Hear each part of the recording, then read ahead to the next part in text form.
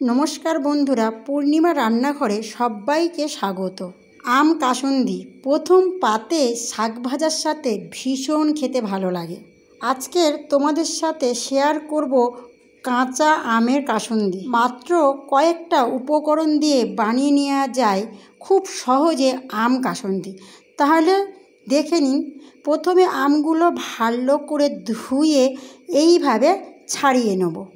তো বন্ধুরা, এখন কাঁচা আমের সিজন প্রায় শেষ হতে চলেছে, তাই তাড়াতাড়ি কাঁচা আম কিনে নিয়ে এসে আর এইভাবে কাসুন্দি বানিয়ে রাখো, সারা বছর খেতে পারবে। তো আমি এরকম টুকরো টুকরো করে নিয়েছি, এই ছোট সাইজ, এইভাবে ছোট ছোট সাইজ করে কেটে নিয়েছি। এবার কি কি লাগবে চলো।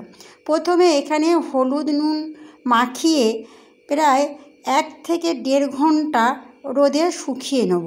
শুকিয়ে নেওয়ার পরে কি হয়, আমের যে জলটা থাকে জলটা সম্পূর্ণ শুকিয়ে যায়। আর জল থাকলে কাসুন্দিটা বেশি দিন থাকবে না, তাই আমাদের 1 থেকে 1.5 ঘন্টা ভালো করে রোদে শুকিয়ে নিতে হবে। তো এখানে শুকনো হয়ে গেছে, একটু দেখো একদম শুকনো শুকনো লাগছে। 1 থেকে 1.5 ঘন্টা শুকিয়ে নিয়েছি।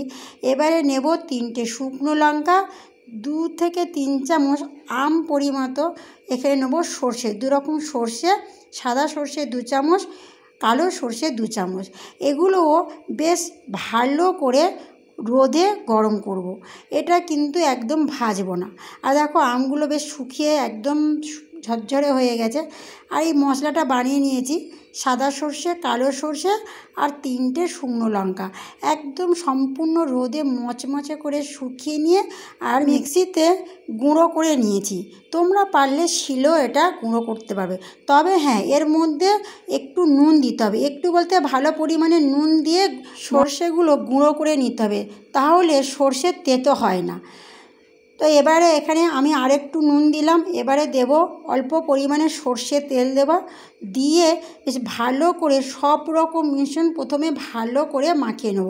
আর হ্যাঁ বন্ধুরা, তোমাদেরকে আমি দেখাইনি, তবে সর্ষে যখন গুঁড়ো করবে ওর মধ্যে 1 চামচ নুন দেবে। আমি আবারও বলছি, নুন দিলে সর্ষের যে বাটার পরে যে তেতো ভাব থাকে, তেতো ভাবটা থাকবে না। তো আমি এখানে সব মশলাগুলো দিলাম। আর এবারে দেব একটু লঙ্কার গুঁড়ো দেব। প্রথমে ভালো করে এইভাবে মাখিয়ে নিলাম, একদম সম্পূর্ণ অল্প উপকরণে আর খুব সহজে। টাইম 5 থেকে 7 মিনিটের মধ্যে এটা বানানো যায় খুব সহজে। এবারে দেব আমি 2 চামচ চিনি, 2 চামচ চিনি দেবো। আর দেব 1 চামচ কাশ্মীরি লঙ্কা। দেখতে একটু ভালো হবে, কালারটা একটু ভালো হবে, তাই একটু কাশ্মীরি লঙ্কা দিলাম।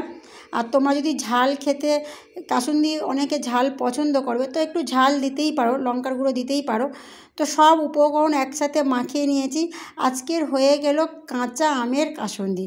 তো বন্ধুরা, ভিডিওটা যদি ভালো লাগে একটা লাইক, কমেন্ট আর সাবস্ক্রাইব করে পাশে থাকবেন।